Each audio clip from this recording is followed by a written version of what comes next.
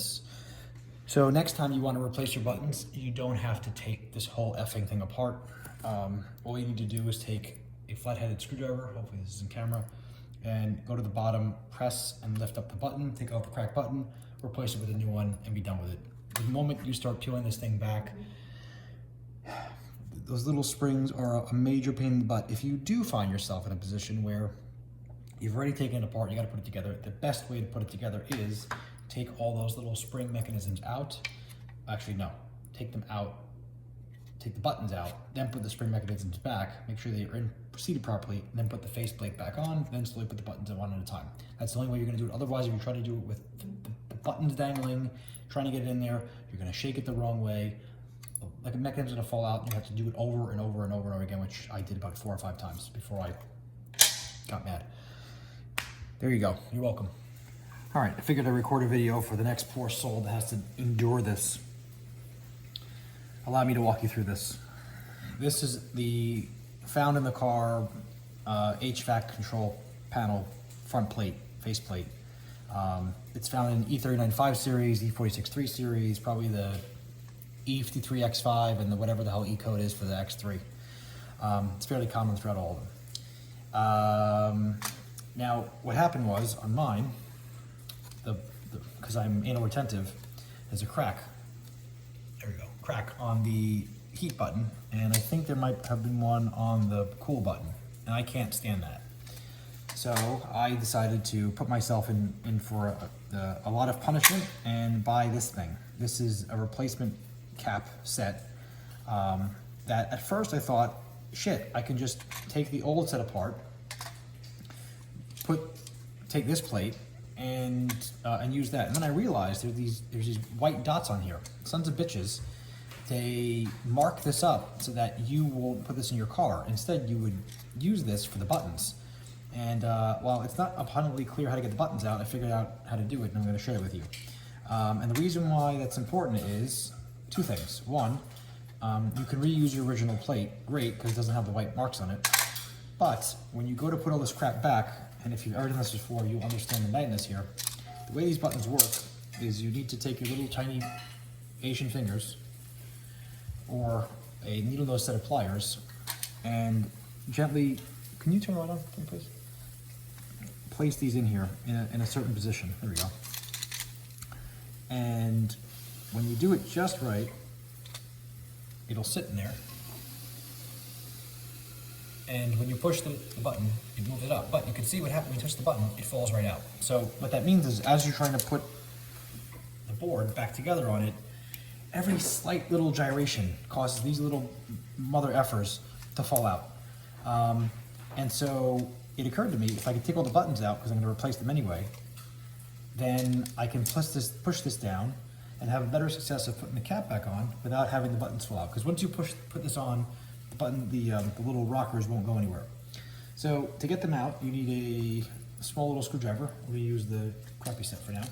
And if you locate, you put the screwdriver right underneath it. You push. I'm going to try to do it without scratching it. Just push and press, and the button will come up. And you take it out of the way. That's really it. I assume installation is the reverse of the removal, but I'll try that out. So it slides in from the top. Maybe. Yep, and you pop it in. And that's it.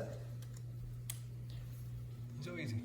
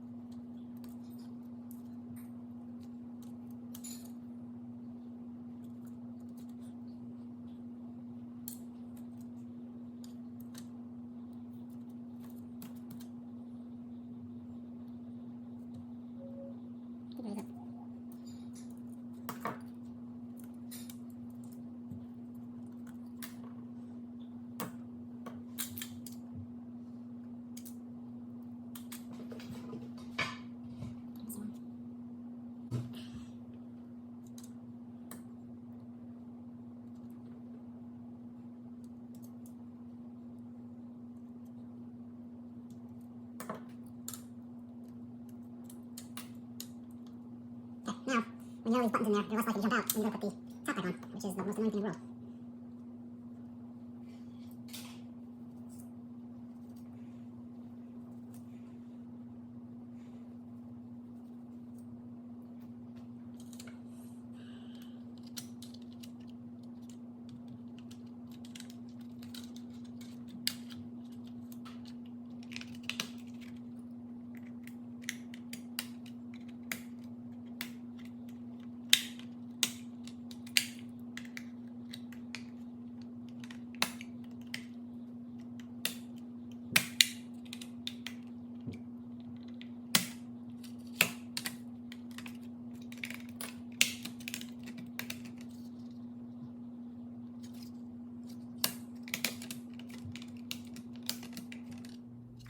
Okay, now it's time to put them back.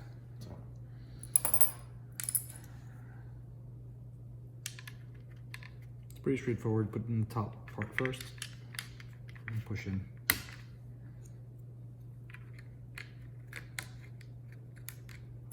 it doesn't go, then use the